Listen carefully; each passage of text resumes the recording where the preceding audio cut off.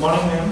And on behalf of all Help Yourself family, I welcome you on this forum. And a brief introduction about Aparna ji has already been given by Vijay. So, ma'am, we all are very excited to know about your passion, about you. And you start with, first we would like to know about your journey to ARTH, Arthashastri, and then we will come to the next Earth. So how it happened, about your interest about economics, and this journey would have been a long journey. What were your experiences, obstacles? Please let us know. मैं Rajasthan university में जब masters कर रही थी और हमारे यहाँ कोई भी कॉन्फ्रेंस होती थी तो एक कॉन्फ्रेंस पॉवर्टी पे थी, तो मैंने अपने आप से पूछा कि अगर इस कॉन्फ्रेंस के बाहर वो व्यक्ति आकर खड़ा हो जाए जिस पर एक कॉन्फ्रेंस है तो क्या उसे समझ में आएगा कि उसी के बारे में बात हो रही है, सारी चिंता उसी को लेके है। तो मैंने रिपीटेडली ये क्वेश्चन अपने आप से पूछा कि जब भी कोई कॉन्फ्रेंस होती थी उससे रिलेटेड स्टेक होल्डर को समझ में आएगा। हर बार उत्तर मिला कि नहीं समझ में आएगा। तो इकोनॉमिक्स जो है वो बहुत जार्गन्स में बात करती है और आपको कोई 400-500 साल पहले की बात बताती हूँ कि जब पंडितों में इस बात की बहुत एरोगेंस थी कि संस्कृत सुनकर ही भगवान प्रसन्न होते हैं, तो तुलसीदास जी ने अवधि में राम कथा को लिखा। तो मैं माफ़ी चाहती हूँ लेकिन हम लोग बहुत एरोगेंट हैं और हम जार्गन्स में जब बात करते हैं तो एक स्नॉबरी होती है कि आपको थोड़ी समझ में आएगा इंडियन इकोनॉमी या वर्ल्ड इकोनॉमी। तो मेरे लिए जो स्टेक होल्डर है, मेरी जवाबदेही जिसके प्रति है वो है भारत का की अगली पीढ़ी। मैं उसको केंद्र में रखती हूँ, वो पिवट है, मेरा धुरी है वो मेरे चिंतन की कि क्या इस बच्चे को मैं जवाब दे सकती हूँ कि इकोनॉमिक्स इसे क्या दे रही है और क्या नहीं दे रही है।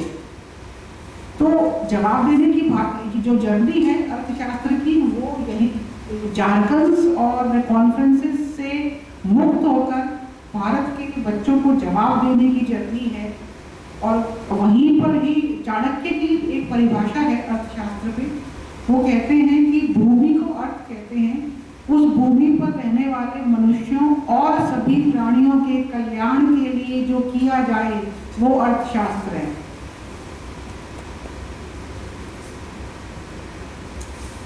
Very well said, ma'am. And then your majors were ancient and medieval economy of India. What is your opinion right now on our economy? How the going on and how it will be revealed in the future? हम लोग world trade का 1/3 command कर रहा था भारत। तो आप economy की ऊंचाई का अंदाजा लगा सकते हैं और ये कंसिस्टेंटली हुआ है, 1, 2, 5, 10, 15 साल नहीं, ये सैकड़ों सालों तक भारत ने कमांड किया है। हमारा जो ट्रेड था वो यूरोपियन नेशंस में, अफ्रीकन नेशंस में, मिडिल ईस्ट में, ईस्टर्न कंट्रीज में, सब में था भारत का ट्रेड। हम मार्केट इकोनॉमी थे। मार्केट इकोनॉमी 1991 से भारत में नहीं आई है, भारत सदियों से मार्केट इकोनॉमी था। अभी इकोनॉमी के बारे में एक बहुत सरल सा टेस्ट, एक लिटमस टेस्ट मैं आपको देती हूँ, आप उसको टेस्ट कर लें, आप खुद अपनी राय बना दें कि इकोनॉमिक्स जो है वो टाइम और स्पेस में एग्जिस्ट करती है। तो हमारे समय में जो स्पेसेस हैं वो कस्बे, वो शहर, वो गांव, उनकी सेंटिटी कैसी है? क्या आपको लगता है कि हमारे शहर बर्स्ट हो रहे हैं और हमारे गांव उजड़ रहे हैं?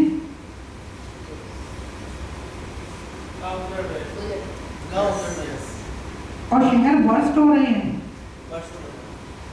तो कुछ गड़बड़ है। अगर ये ट्रेंड कंटिन्यू हो रहा है कि हमारे गांव आज से 5-10 साल बाद अगर कुछ ना किया जाए और भी ज़्यादा वीरान हो जाएंगे, हमारे शहर और भी ज़्यादा पॉपुलेटेड हो जाएंगे, तो इकोनॉमिक्स जो है वो एक स्पेस की सेंटिटी को मेंटेन क्यों नहीं कर पा रही? काम क्यों उजड़ रहे हैं, शहर क्यों बर्स्ट हो रहे हैं? अगर एक फ्लैट ओनर जो है वो ये क्लेम करता है कि हमारे फ्लैट खरीदने से आपकी क्वालिटी ऑफ लाइफ का हम प्रॉमिस करते हैं, तो ये प्रॉमिस शहर के सभी लोगों के लिए क्यों नहीं हो पाता, चाहे वो कहीं भी रहता हो। जब इकोनॉमी 5 ट्रिलियन की तरफ जा रही है तो क्वालिटी ऑफ लाइफ जो है वो ब्रॉडली सबके लिए होनी चाहिए। तो वो अगर नहीं हो पा रहा है तो कहीं कुछ फंडामेंटल्स में गड़बड़ है हमारी अंडरस्टैंडिंग में, क्योंकि सीधी सीधी जवाबदेही रेजिडेंट्स के लिए है। हमारा फोकस कैश पे बहुत ज़्यादा है, जो नॉन कैश रिसोर्सेज है, ताज़ी हवा, पानी, साफ सुथरी सब्जियाँ, मेडिसिनल प्लांट्स, सबको सेहत, बायोडाइवर्सिटी, अगर इस पे फोकस हट रहा है और कैश पे ज़्यादा फोकस है तो ये प्रश्न मेरा आप सबसे है कि आपके बच्चे कैश से ये सब खरीद सकते हैं? उनको मिल जाएगा पैसे खर्च करने से सांस लेने के लिए हवा, पीने का पानी, बायोडाइवर्सिटी, मेडिसिनल प्लांट्स और बिना इंजेक्शन की सब्जियां? अगर आप कहते हैं कि बहुत महंगी खरीद लेगा तो भैया सप्लाई होगी तभी तो डिमांड होगी। इतनी ज़्यादा उगाई जाएंगी सब्जियां जिनमें जहर इंजेक्शन न लगे तभी तो सप्लाई आएगी। आपके पैसे खर्च करने से क्या होगा? आई एम सो सॉरी, मैं बहुत मीठा नहीं बोल रही हूँ, but this is so. Very well said, ma'am. And we also, you can say, second your opinion. And we have also been to some other forums. We have discussed all these topics like organic farming and how the, you can say, this injection-fed farming is going on.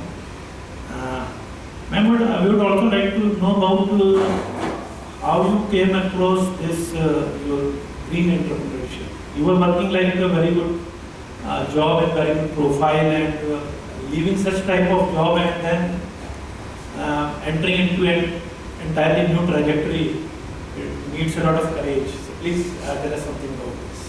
मैं मणिपाल में honorary landscaping करती थी, उनके बाग बगीचे, उनके indoor plant संभालती थी, और उनकी बहुत जेनरॉसिटी थी कि उन्होंने मुझसे कभी कोई सर्टिफिकेट नहीं मांगा। तो मैंने एक बार एक बड़ी मज़ेदार घटना हुई कि मेरे पास मैसेज आया कि रजिस्ट्रार ने बुलाया है। मैंने मनी मन सोचा क्या गुस्ताखी हो गई, क्यों बुलाया है मुझे। मैं पहुंची तो उन्होंने कहा कि अपर्णा, तुम्हारी शिकायत आई है, तुमने सबसे सुंदर प्लांट जो हैं वो फर्स्ट फ्लोर पे रखवा दिए हैं, और वो थर्ड फ्लोर पे बैठती थी रजिस्ट्रार। मैं उनको ब्लैंक देखती रही काफ़ी देर तक, मुझे समझ में नहीं आया कि वो क्या बोल रही हैं। तो उनको मेरे चेहरे के हाव भाव से समझ में आया कि इसका कोई रोल नहीं है, इसने कोई प्लांट्स को लेकर डिसीजन नहीं लिए हैं। तो मैं उनके ऑफिस से बाहर आई तो मुझे पता चला कि जो फर्स्ट फ्लोर वाले हैं, मैंने कुछ प्लांट्स मंगाए थे यूनिवर्सिटी में, इंडोर प्लांट्स, वो फर्स्ट फ्लोर वालों ने ले लिए और उनको उनके एडमिशन्स थे फर्स्ट फ्लोर पे। तो उन्होंने ये कहा कि हमारे एडमिशन्स में पेरेंट्स आते रहते हैं, तो हमें तो सुंदर एम्बियंस चाहिए, ये प्लांट्स थर्ड फ्लोर पे नहीं जाएंगे। तो फर्स्ट फ्लोर के प्लांट्स और थर्ड फ्लोर के प्लांट्स में प्रैक्टिकली लड़ाई हो रही थी, और उसके लिए दोषी जो है वो थोड़ी देर के लिए मुझे माना गया। उसने मुझे बहुत हार्ड हिट किया कि प्लांट्स के लिए इतना तरस रहे हैं सारे लोग, जिसको हम डॉग प्लास कहते हैं, पावर कॉरिडोर कहते हैं, वो सब लोग एक एक दो दो चार चार पाँच पाँच प्लांट्स के लिए तरस रहे हैं कि हमारे फ्लोर पे ग्रीनरी चाहिए चाहे कुछ भी हो जाए।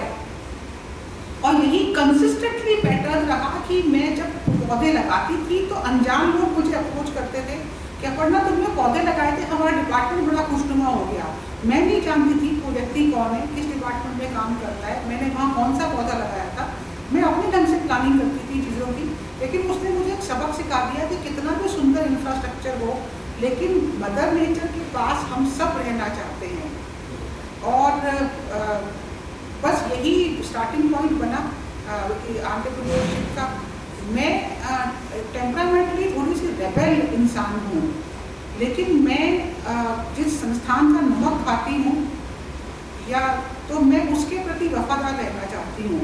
एक ऐसा क्षण आया जब मुझे इकोनॉमिक्स में खुद अपने लिए रास्ता ढूंढना था, और मैं चिड़चिड़ कुड़कुड़ करके नौकरी नहीं करना चाहती थी।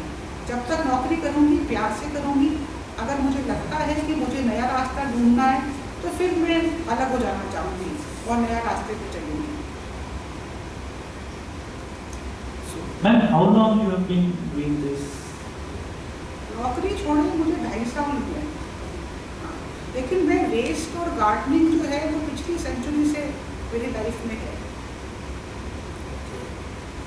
Ma'am, you have also mentioned like being space creator. What is generic meaning of being space creator? आप सब जहाँ बैठे हैं, आप इमेजिन करें कि मैं आपसे कहूँ कि इस स्पेस में को मैं इस ढंग से सजाऊंगी कि 200 किलो वेस्ट जो है इस कमरे को डेकोरेट कर देगा। उसमें पौधे भी लग जाएंगे, फ्रेश फ्लावर्स लग जाएंगे और आपकी एक खूबसूरत सी संडे की मीटिंग जो है वो हो जाएगी। तो जो स्टार्टअप था उसका भाव ये था कि हम ग्रीन एम्बियंस क्रिएट करें और ऐसी चीज़ों से क्रिएट करें जो लार्जली फेंक दी जाती हैं। थोड़ी बहुत चीज़ें फ्रेश भी हैं क्योंकि अभी सभी चीज़ों का हमें सब्स्टिट्यूट ढूंढने में समय लग रहा है, लेकिन कोशिश ये है कि जो अगली है, जो रिपल्सिव है, जो नेस्टी है, वही एस्थेटिकली इतना प्लीजिंग हो कि वो आपकी इवेंट्स, आपके ऑफिसेज और आपके होम की स्टाइलिंग कर दे। Ma'am, you have also mentioned about design thinking. How about this design thinking? You have अभी मंजू जी ने और प्रगति जी ने जो कुछ कहा जो बहुत वैल्यूएबल इंसाइट्स थी उनकी, आप कल्पना करें कि हमारी एक छोटी सी टीम इनके सारे इंसाइट्स पे कुछ फिगर आउट कर रही है चीज़ों पे कि लेट्स से कि हमने एक लोकेलिटी चुनी, उसमें हमने लेट्स से कि डस्टबिन्स के डिज़ाइंस पे काम शुरू किया, या हमने ऊपर के डिज़ाइन पे काम शुरू किया, या हमने उनकी जो वो वर्दी पहनते हैं उस पे के कलर पे हमने काम शुरू किया। डिज़ाइन थिंकिंग एसेंशियली फंक्शनैलिटी है, किसी भी चीज़ की इतनी इफेक्टिव फंक्शनैलिटी और उसके साथ एस्थेटिक्स है उसका, ताकि वो प्लीजिंग हो। जब ये मैम बार बार कह रही थी कि हम वेस्ट को सेग्रीगेट नहीं कर रहे थे, तो मैं अपने आप से ये पूछ रही थी कि मैं क्यों नहीं करती सेग्रीगेट को। क्या मेरे दिमाग को कोई ऐसा इंसेंटिव मैं अपने आप को दे सकती हूँ कि ये करूँगी तो मुझे अच्छा लगेगा और वेस्ट भी सेग्रीगेट हो जाएगा। तो डिज़ाइन थिंकिंग मेरे लिए, डिज़ाइन थिंकिंग जो है वो एक लक्ष्य को साधना है और खूबसूरत तरीके से साधना है उसको।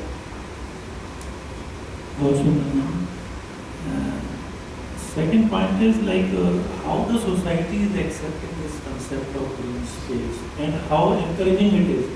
You have started, that is very good, but how society is accepting it and how fast it is going on. देखिए, थोड़े दिनों पहले मेरे पास ज्योतिबा फुले और सावित्री फुले का एक चित्र आया जो महाराष्ट्र में पायनियर थे गर्ल्स एजुकेशन के लिए। उस चित्र के नीचे लिखा था कि अगर आप लीक से हटकर कुछ करना चाहते हैं तो परिवार से विरोध जो है वो निश्चित तौर पर आएगा। तो मैं भी अपवाद नहीं हूँ। और अभी राहुल जी बात कर रहे थे स्वधर्म की, मैंने उनको यही कहा कि जितना विरोध मेरे जीवन में आ रहा है उतना वो मुझे मांझ रहा है, उतना वो एक बहुत अच्छा शेर है। तूफान कर रहा था मेरे अज़्म का तवाफ, दुनिया समझ रही थी कि कश्ती भंवर में है। अज़्म जो है साहस और संकल्प को कहते हैं और तवाफ परिक्रमा या प्रदक्षिणा को कहते हैं। अगर एक नाव तूफानों से लड़ रही है तो बाहर वालों को लगता है कि तूफान में घिरी हुई है, नाव में बैठे व्यक्ति को लगता है कि मेरे साहस की प्रदक्षिणा कर रहा है तूफान। तो कुछ ऐसा जीवन है। Ma'am, there's something mentioned like waste saving. You say let's be waste saving. What will understand? Nek Chand का जो रॉक गार्डन है, आप में से कई लोगों ने उसे देखा होगा या फैमिलियर होंगे, है ना। आप कल्पना करें कि जयपुर में ऐसा ही एक गार्डन हमें पता चले कि बना है कि, और फिर उसके बाद हम वेस्ट की कैंपेन रन करें, तो आप में से आपको क्या लगता है कि क्या उसके बाद सेग्रीगेशन के लिए लोग ज़्यादा इंक्लाइंड होंगे? जितने भी स्टेप्स प्रगति जी और मंजू जी बोल रहे थे, क्या उन स्टेप्स को लेना आसान हो जाएगा? जो फाइनल कल्मिनेशन है कि अगर हमने सावधानी बरती तो इसका इतना सुंदर स्वरूप सामने आएगा। ये अपने आप में इतना मोटिवेटिंग है कि हमारी लापरवाही को एकदम से झटका लगता है कि नहीं, टाइम देके हम वो सुंदरता की, क्योंकि सुंदरता मनुष्य की एसेंशियल नीड है, हवा पानी की तरह। जब हमें ये पता है कि वेस्ट के पहाड़ बनने हैं तो हम लापरवाह हो जाते हैं, हमें लगता है कि ठीक है भैया तू भी पहाड़ पे जा, जब लगता है तो वेस्ट से भी होने का अर्थ है कि रीयूज और रिसाइकिल वर्ड जो है वो इतने प्राणवान हो जाएं, इतने ऊर्जावान हो जाएं कि हमें लगे कि ये सत्य है। हर कागज का टुकड़ा अपसाइकिल हो जाएगा, हर चीज बदल जाएगी। फिर देखिए उसके बाद हमारे ऊपर नजर नहीं आएंगे, ऊपर में भी कई सारे कंपार्टमेंट्स आ जाएंगे कि ये अच्छा डलेगा अच्छा डलेगा। उसके बाद इंसान का दिमाग तो इंसान का ही दिमाग है, आर्टिफिशियल इंटेलिजेंस को तो हमने बनाया है, उसके बाप तो हम हैं। बहुत सुंदर मैम। लेकिन जैसा अभी समझ में आ रहा है कि lot of potential is there, but how we can make society more aware about all this, because हमारे यहाँ भी क्या है कि थोड़ी सी एक है कि जानबूझ के लोग गलती करते हैं, जानने के बाद भी लोग गलती करते हैं। जैसे सेग्रीगेशन ऑफ वेस्ट हमने बताया, ये बड़ी इजी सी चीज़ है, घरों में की जा सकती है, लेकिन फिर भी हम जैसे अपनी सोसाइटी में रहते हैं तो वो सेग्रीगेशन ऑफ वेस्ट करने के लिए दूसरे लोग अपॉइंट किए। देखिए गलतियाँ मुझसे भी हो रही हैं, मैं एक परफेक्ट सिटीजन नहीं हूँ। मुझे जो छोड़ सब ये ड्रैगन है, आपने देखा होगा ड्रैगन जिसके मुंह में से आग की लपटें निकल रही होती हैं और बहुत ही फेरोशियस होता है वो हीरो लड़ते लड़ते बेदम हो जाता है। ये वो इसका जो समस्या का जो मैग्नीट्यूड है वो ड्रैगन जैसा है इसका बिल्कुल। और वो मुझे जो समझ में आया कि अगर मैं वेस्ट की अपसाइक्लिंग जो है, मतलब रीयूज जिसे आप कह रहे हैं, उसको अगर मैं एक नई ऊंचाई पे ले जाऊं और एक इंटेंसिव एरिया में ले जाऊं, लेट्स से कि एक स्कूल में या एक गांव में ले जाऊं, तो पता चलता है कि अच्छा इसका ये बन सकता है। फिर धीरे धीरे करके कारवां बढ़ना शुरू होता है, लोग जुड़ना शुरू होते हैं, ऐसा मुझे लगा। लेकिन मैं ओपन हूँ बहुत कि जो भी कोई अभी प्रगति जी से मैंने कहा कि इस सेशन के बाद कुछ दिनों बाद मिलते हैं आराम से, तो बातचीत शुरू होती है ना, तो एक डुएबल स्टेप समझ में आता है कि ये कर लें। मंजिल बहुत दूर है, छोटा छोटा सा स्टेप्स चलना शुरू करें और उसको थ्रू एंड थ्रू एग्जामिन करते जाएं कि गलतियाँ क्या कहाँ हो रही हैं, लिमिटेशंस कहाँ हैं। फिर उसको लाइक माइंडेड लोगों से जोड़ते जाएं, तो वो हिम्मत मरकर मदद खुदा वाली बात है। तो वो कुछ कदम चलेंगे तो एक फार्मूला बनना शुरू होगा और कई शहरों में इसके वो हो रहे हैं प्रयोग इसके। तो मैं ये चाहती थी कि मेरे पास बहुत पॉजिटिव अप्रोच हो, बहुत सकारात्मक, ताकि अगर हम नगर निगम के साथ काम करें या सिटीजन्स के साथ करें या कैसे भी करें, तो चिड़चिड़ करने का स्वभाव जो है ना वो दूर तक लेके जाएगा नहीं। इतनी तो अभी तो मैं खुद ही अपने आप को सुधारने में लगी हुई हूँ कि क्या मैं मैम आपके काम में बहुत सारी क्रिएटिविटी इन्वॉल्व है ना, मैं देख रहा था creativity is there. So do you have some team lock with you? कितनी बड़ी टीम?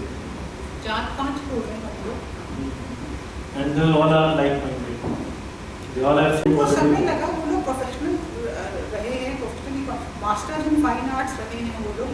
उन्होंने वेस्ट पे कभी काम नहीं किया था, लेकिन उनका बड़प्पन था कि उन्होंने स्वीकारा और अपने आप को अडेप्ट किया।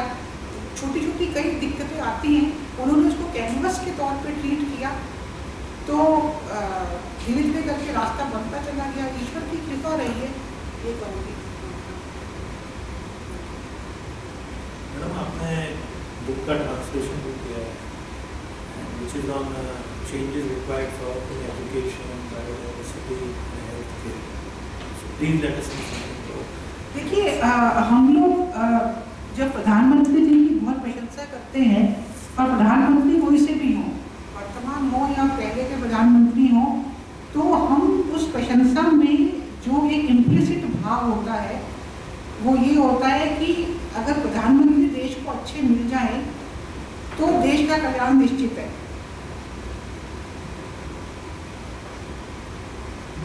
प्रधानमंत्री अपने भाषणों में या मुख्यमंत्री भी अपने भाषणों में बहुत सारी अपेक्षाएं हमसे भी करते हैं समय समय पे। जो कहना चाह रही हूँ वो ये कि इस पुस्तक में जो बात एस्टेब्लिश हुई है वो ये है कि एक देश की होलिस्टिक प्रोग्रेस के लिए 4 पिलर्स इम्पॉर्टेंट हैं। उसमें सबसे पहले ऑफकोर्स गवर्नमेंट है, दूसरे नंबर पे सोसाइटी है, तीसरे नंबर पे मदर नेचर है और चौथे नंबर पे मार्केट है। तो अभी हमें गवर्नमेंट और मार्केट जो है वो बेहद सक्रिय दिखाई देते हैं। अपने चारों तरफ यही 2 ताकतें हैं जो दिखाई दे रही हैं।